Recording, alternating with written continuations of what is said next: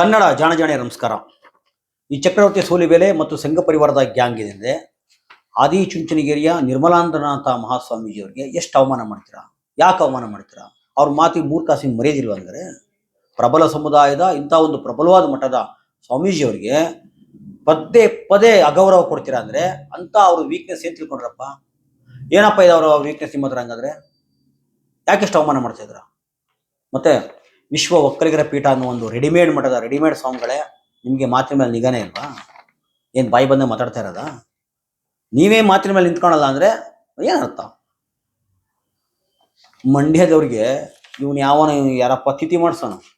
ಒಬ್ಬ ತಿಥಿ ಮಾಡ್ಸೋನು ಮಂಡ್ಯದ ಭೀಷ್ಮನಂತೆ. ಅಂತ ದುರ್ಗತಿ ಬಂದ್ಬಿಡ್ತ ಮಂಡ್ಯ ಜನಕ್ಕೆ. ಎಂತೆಂಥ ಮಹಾನ್ ಭಾವರು ಮಂಡ್ಯದಲ್ಲಿ ಬಂದೋದ್ರು. ಒಬ್ಬ ತಿಥಿ ಮಾಡ್ಸೋನು ಮಂಡ್ಯ ಭೀಷ್ಮ ಅಂತೆ. ಮತ್ತೆ ಸಂಘ ಪರಿವಾರಕ್ಕೆ ಆ ಅಗ್ರಹಾರ ಜನಗಳಿಗೆ ಅವರು ಚಾಕ್ರಿ ಮಾಡಲಿಕ್ಕೆ ಇವ್ರ ಪರವಾಗಿ ಇನ್ಯಾರಿಗೋ ಸಾಬ್ರಿಗೋ ಮತ್ತೊಬ್ಬರು ಹೊಡೆದು ಜೈಲಿಗೆ ಹೋಗೋಕ್ಕೆ, ಕೇಸ್ ಹಾಕ್ಸ್ಕೊಳಕ್ಕೆ ಒಂದಷ್ಟು ಕಾಲಾಳಗಳು ಬೇಕು. ಅದಕ್ಕೆ ಔಟ್ಸೋರ್ಸ್ ಕೊಟ್ಟಿದ್ದಾರೆ. ಅದು ಯಾರಿಗೆ ಕೊಟ್ಟಿದ್ದಾರೆ ಅಂದರೆ ಆದಿಚುಂಚನಗಿರಿ ಮಠಕ್ಕೆ ಕೊಟ್ಟಿದ್ದಾರೆ ಔಟ್ಸೋರ್ಸ್ನ. ನಿಯತ್ತ ಮಾಡ್ತಾವ್ರೆ. ಒಂದಷ್ಟು ಕಾಲಾಳಗಳನ್ನು ತಯಾರು ಮಾಡುವ ಇವತ್ತು ಕೇಂದ್ರ ಆಗಿದೆ ಚುಂಚನಗಿರಿ ಮಠ. ಮತ್ತಿನ್ನೂ ದುರಂತ ನೋಡಿ, ಇಲ್ಲೊಂದು ಇನ್ವಿಟೇಷನ್ ತೋರಿಸ್ತೀನಿ ನಾನು ನಿಮಗೆ ಇವತ್ತು. ಇದು ಅಲ್ಲಿ ಸರಿಯಾಗಿ ಕಾಣಲ್ಲ ಅನ್ಕೋತೀನಿ, ಬೇಕಾರೆ ಹಿಡ್ಕೊಳ್ಳಿ ನೋಡಿ. ಎಲ್ಲಾದರೂ ಉಲ್ಟಾ ಕಾಣುತ್ತದು. ಆದಿಚುಂಚನಗಿರಿ ಮಹಾಸಂಸ್ಥಾನ ಮಠ ಇವರು ನೇತೃತ್ವದಲ್ಲಿ ಒಂದು ದೇವಸ್ಥಾನ ಉದ್ಘಾಟನೆ ಆಗ್ತಾ ಇದೆ. ಇವರೇ ಮಾಡ್ತಾ ಇರೋದು, ತೊಂದರೆ ಇಲ್ಲ, ಮಾಡ್ಕೊಳ್ಳಿ. ಆದರೆ ಭೈರವ ಅಲ್ಲಿ ಒಂದು ಸಣ್ಣ ಫೋಟೋ ಇರಬೇಕಲ್ಲ, ಭೈರವ ಒಂದು ಅಟ್ಲೀಸ್ಟ್ ಒಂದು ಭೈರವನ ಹೆಸರು ಇರಬೇಕಲ್ಲ. ಎಲ್ಲಿ ಭೈರವ? ಎಲ್ಲಾರು ತೋರಿಸಿ ನೋಡೋಣ, ಎಲ್ಲೂ ಭೈರವನಿಲ್ಲ, ಭೈರವನ ಹೆಸರಿಲ್ಲ. ಇವತ್ತು ಚುಂಚನಗಿರಿ ಮಠಕ್ಕೆ ಒಂದಷ್ಟು ಈಗ ಇತಿಹಾಸದ ಒಂದು ತೂಕ ಇದೆ ಅಂದರೆ, ಇಷ್ಟೆಲ್ಲ ಒಂದು ಭಕ್ತ ಸಮೂಹ ಇದೆ ಅಂದರೆ ಅದು ಭೈರವನ ಮುಖ ನೋಡಿ, ಬೇರೆ ಯಾರ ಮುಖ ನೋಡಲ್ಲ. ಆ ಕ್ಷೇತ್ರಾಧಿಪತಿ ಕಾಲಭೈರವನಿಗೆ ಒಕ್ಕಲಿದ್ದಾರೆ. ತುಂಬ ಜನ ಎಲ್ಲ ಬೇರೆ ಬೇರೆ ಜಾತಿಯವರಿದ್ದಾರೆ. ಭೈರವನೇ ಮಯ ಆಗ್ಬಿಟ್ನಲ್ಲ ಚುಂಚನಗಿರಿ ಮಠದಿಂದ. ಮತ್ತಿನ್ನೇನು ಉಳ್ಕೋತಲ್ಲಿ? ಮತ್ತೆ ಇವ್ನು ಸೂಲಿಬೆಲೆ ಹೇಳ್ತಾನೆ, ಅದೇನೋ ಜನಗಣತಿಗೆ ಬಂದರೆ ಹಿಂದೂ ನಿಮ್ಮ ಜಾತಿ ಬರಿಬೇಡಿ, ಹಿಂದೂ ಅಂತ ಬರೀರಿ ಅಂತ ಹೇಳ್ಬಿಟ್ಟು. ಆಯ್ತಪ್ಪ, ಫಸ್ಟ್ ನೀನು ಒಂದು ತಳ ಸಮುದಾಯದ ಹುಡುಗಿ ಮದುವೆ ಮಾಡ್ಕೊ. ಕುಂಡ್ರಿಗೆ ಹೋಗ್ತಾರ ಇದೆಯಲ್ಲ, ನೀನು ಮದುವೆ ಮಾಡ್ಕೊಳ್ಳಯ್ಯ. ಫಸ್ಟು ನೀನೊಂದು ಮದುವೆ ಮಾಡ್ಕೊ. ಒಂದು ಎರಡನೇದಾಗಿ ನಿಮ್ಮದೇ ಈ ಮಾಧ್ವ ಸಂವಿಧಾನದ ಪೇಜಾವರ ಸ್ವಾಮಿಗಳು ಏನು ಹೇಳ್ತಿದ್ರು?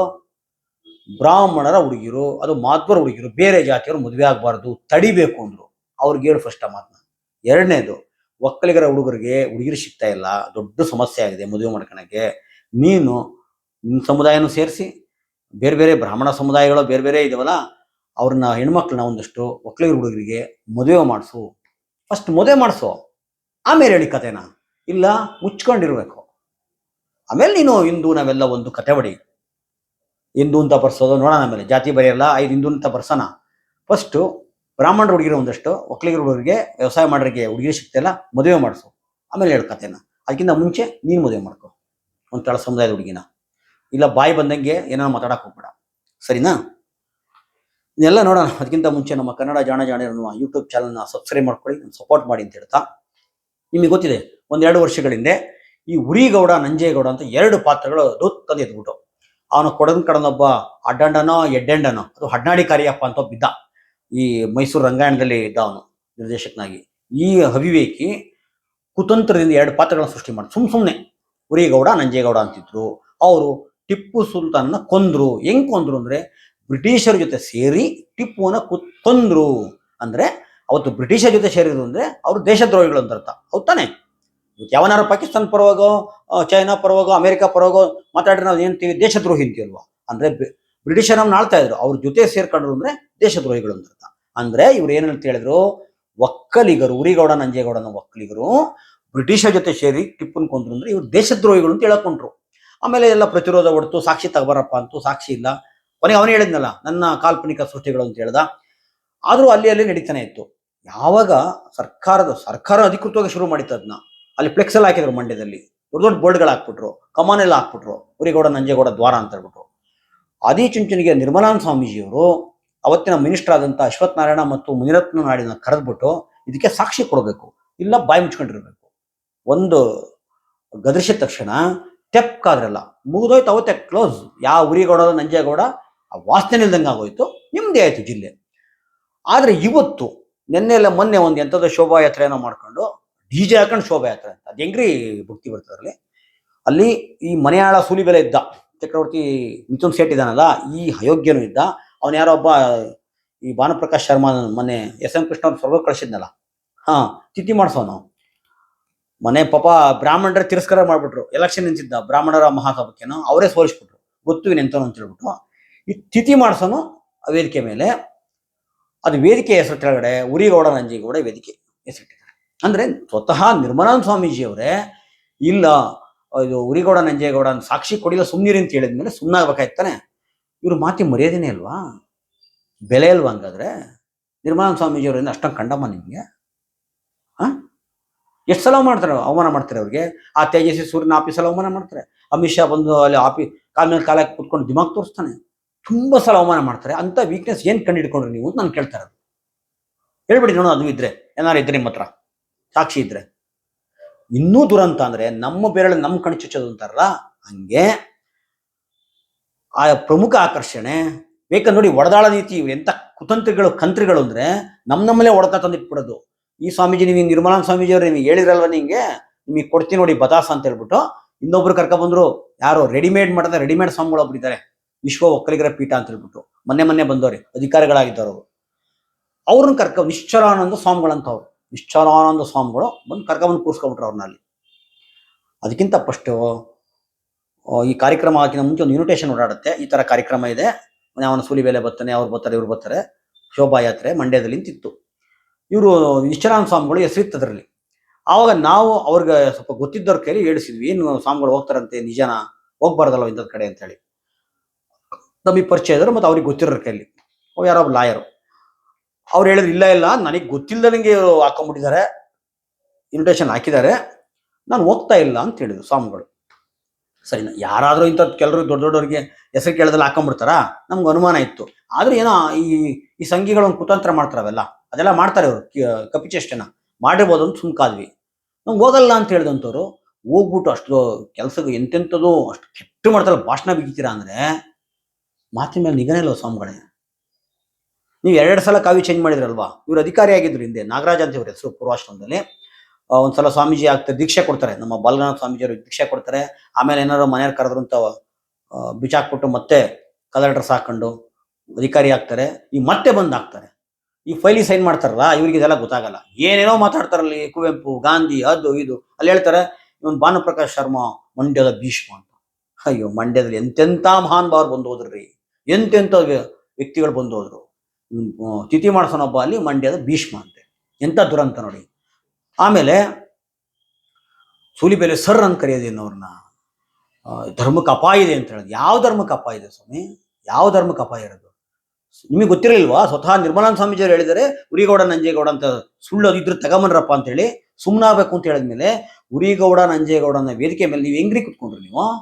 ಹೆಂಗ್ ಕುತ್ಕೊಂಡ್ರಿ ನೀವು ಸ್ವಾಮಿಗಳು, ಜಗದ್ಗುರುಗಳು, ಮತ್ತೊಂದು ಏನಾರು ಮಾಡ್ಕೊಳ್ಳಿ, ಯಾವ ಅಗ್ರಹಾರಕರ ಹೋಗಿ ಗಟಾರಕ್ಕೆ ಹೋಗಿ ನಿಮ್ಗೇನೋ ದುಡ್ಡು ಕೊಡ್ತೀನಿ ಅಂತ ಹೇಳ್ತಾರೆ. ನಿಮ್ಗೆ ಸದ್ಯಕ್ಕಲ್ಲಿ ವರಮಾನ ಬರೋದು ಏನೂ ಇಲ್ಲ, ಒಂದಷ್ಟು ಆಸ್ತಿನೋ ದುಡ್ಡೋ ಕೊಡ್ತೀನಿ ಅಂತ ಹೇಳ್ತಾರಲ್ಲ, ಅದಕ್ಕೆ ಹೋಗಿರ್ತಾರೆ. ನೀವು ಏನಾನ ಮಾಡ್ಕೊಳ್ಳಿ ನೀವು. ಆದರೆ ವಿಶ್ವ ಒಕ್ಕಲಿಗರ ಪೀಠ ಅಂತ ತಗೊಂಡಿನಿ, ಬೇರೆ ಸಿಟ್ಕೊಳ್ಳಿ, ನೀವು ಬೇರೆ ಏನಾರ ಸಿಟ್ಕೊಳ್ಳಿ, ಏನಾನ ಮಾಡ್ಕೊಳ್ಳಿ, ಯಾರು ಕೇಳಲ್ಲ, ನಿಮ್ಮ ಇಷ್ಟ. ನೀವು ಗುಲಾಮ್ಗಿರಿ ಮಾಡ್ತಾರೆ, ಏನಾರ ಮಾಡ್ಕೊಳ್ಳಿ, ಒಕ್ಕಲಿಗರನ್ನ ಹೆಸರು ತಗೊಂಡ್ಬಿಡ್ಬೇಕ್ರಿ. ಒಕ್ಕಲಿಗರ ಪೀಠ ಅಂತ ಇಟ್ಕೊಳೋದಂತೆ, ಇಲ್ಲಿ ಹೋಗೋದಂತೆ. ಹೋಗಲ್ಲ ಅಂತ ಹೇಳ್ಬಿಟ್ಟು ಹೋದ್ರಲ್ಲ, ಮಾತಿನ ಮೇಲೆ ನಿಗಾ ಅಲ್ವಾ ನಿಮ್ಗೆ? ಇದೇನಾ ನೀವು ತೋರಿಸೋದು? ಮತ್ತೆ ಅಲ್ಲಿ ವೇದಿಕೆ ಮೇಲೆ ಇವನು ಸೂಲಿಬೆಲೆ ಹೇಳ್ತಾನೆ ಏನಪ್ಪ ಅಂದ್ರೆ, ಇನ್ಮೇಲೆ ಜಾತಿ ಗಣತಿಗೆ ಬಂದ್ರೆ ಹಿಂದೂ ಅಂತ ಬರ್ಸಿ, ನಿಮ್ಮ ಜಾತಿ ಬರಿಬೇಡಿ. ಫಸ್ಟ್ ನೀನು ಹೆಂಗಿದ್ರು ಗುಂಡ್ರಿಗೋವಿ ಮದುವೆ ಆಗಿಲ್ಲ, ಒಂದು ತಳ ಸಮುದಾಯದ ಹೆಣ್ಮಗಳನ್ನ, ತಳ ಸಮುದಾಯನ ಬೇಡ, ಒಕ್ಕಲಿಗರಿಗೆ ಮದುವೆ ಆಗ ಫಸ್ಟ್ ನೋಡೋಣ. ನೀನು ಫಸ್ಟ್ ಮದುವೆ ಆಗಿ ಒಂದು ಅನ್ನ ಹಾಕುವ ಒಕ್ಕಲಿಗ ಹುಡುಗರಿಗೆ ಸಿಗ್ತಾ ಇಲ್ಲ, ದೊಡ್ಡ ಸಮಸ್ಯೆ ಆಗಿದೆ. ಹುಡುಗಿರೇ ಸಿಗ್ತಾ ಇಲ್ಲ. ದಯವಿಟ್ಟು ನಿನ್ನ ಜಾತಿನ ಸೇರಿಸಿ, ಹಲವಾರು ಬ್ರಾಹ್ಮಣ ಜಾತಿಗಳಿದಾವಲ್ಲ, ಒಂದಷ್ಟು ಜನ ಹುಡುಗಿರನ್ನ ಮದುವೆ ಮಾಡಿಸ್ತೀನಿ, ಒಕ್ಕಲಿಗರಿಗೆ ಮದುವೆ ಮಾಡಿಸು ಹುಡುಗರಿಗೆ. ಆವಾಗ ನೀನು ಹೇಳಿದ್ ಕರೆಕ್ಟ್. ಇಲ್ಲ ಬಾಯಿ ಮುಚ್ಕೊಂಡಿರ್ಬೇಕು.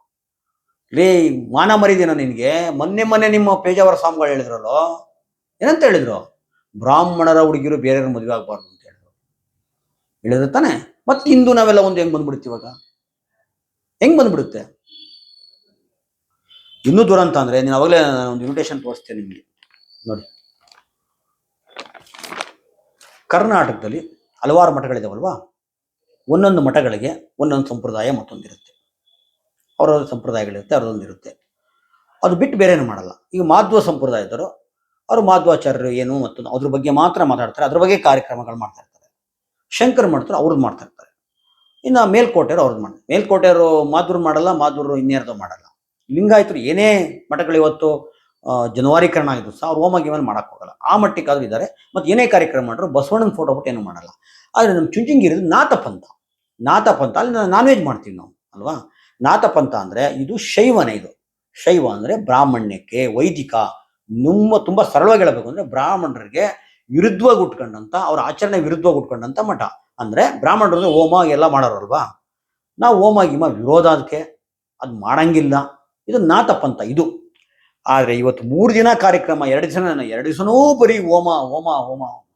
ಏನಕ್ಕೆ ಹೋಮ ಮಾಡ್ತೀರ? ನೀವ್ಯಾಕೆ ಆಂಜನೇಯನ ದೇವಸ್ಥಾನ ಕಟ್ಟಬೇಕು? ಭೈರವನ್ ಕಟ್ಟಿ ನೀವು. ಇಲ್ಲಿ ಕೆಲವರು ಕೇಳ್ತಾರೆ, ಒಕ್ಕಲಿಗರು ಆಂಜನೇಯನ ಭಕ್ತರಿಲ್ವಾ, ಪೂಜೆ ಮಾಡಲ್ವಾ, ರಾಮನ ಪೂಜೆ ಮಾಡೋ, ಇನ್ಯಾರನ್ನ ಪೂಜೆ ಮಾಡಲ್ವ? ಜನ ಪೂಜೆ ಮಾಡಲಿ, ಅವ್ರ ವೈಯಕ್ತಿಕ. ನೀವು ಮಠದಿಂದ ಅಧಿಕೃತವಾಗಿ ಉದ್ಘಾಟನೆ ಮಾಡಕ್ಕೆ ಹೋಗ್ಬೋದು. ನೀವು ಮಸೀದಿ, ಚರ್ಚು, ದೇವಸ್ಥಾನ ಏನು ಬೇಕಾದ್ರೆ ಉದ್ಘಾಟನೆ ಮಾಡಕ್ಕೆ ಹೋಗಿ, ತೊಂದರೆ ಇಲ್ಲ. ನೀವು ಅಧಿಕೃತವಾಗಿ ಯಾಕೆ ಕಟ್ಟಬೇಕದ್ನ? ಭೈರವನ್ ಕಟ್ಟಬೇಕದ್ನ. ಭೈರವನ್ ಬಿಟ್ಟು ಬೇರೆನ ಕಟ್ಟಬಾರ್ದು. ಯಾಕೆ ನಿಮ್ಗೆ ನಾಥಪಂಥ ಅಲ್ವಾ?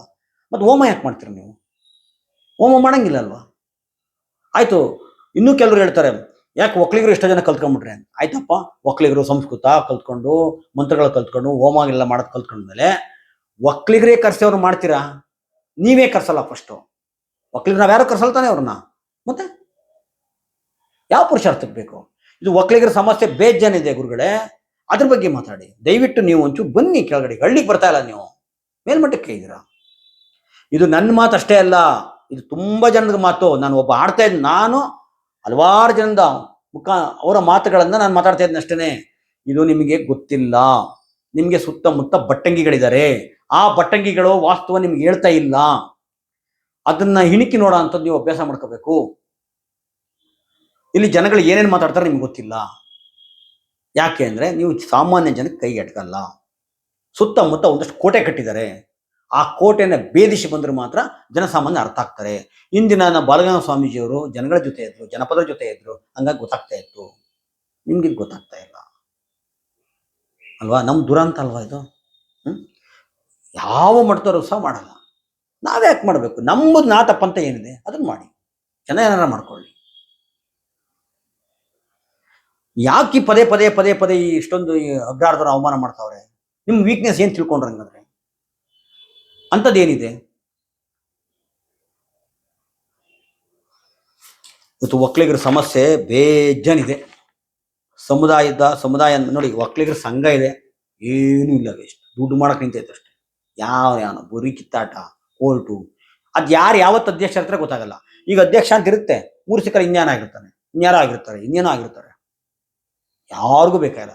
ಅದಕ್ಕೆ ಹೇಳೋದು, ಒಟ್ಟಾರೆ ಒಕ್ಕಲಿಗರು ಅನಾಥರಾಗೋಗಿದ್ದಾರೆ. ಇವತ್ತು ಅವ್ರನ್ನ ಕೇಳೋರು ಇಲ್ಲ. ಯಾರೇನು ಬೇಕಾದ್ರು ಮಾತಾಡ್ಬೋದು, ಏನು ಬೇಕಾದ್ರು ಬರ್ಬೋದು. ಅವ್ರು ಇವತ್ತು ಅನಾಥರಾಗಿದ್ದಾರೆ. ಒಕ್ಕಲಿಗರನ್ನ ಯಾರು ಕಾಪಾಡ್ತಾರೆ ಅನ್ನೋದೇ ಒಂದು ಇತ್ತೀಚಿನ ಒಂದು ಎಲ್ಲರ ಪ್ರಶ್ನೆ. ನಮಸ್ಕಾರ.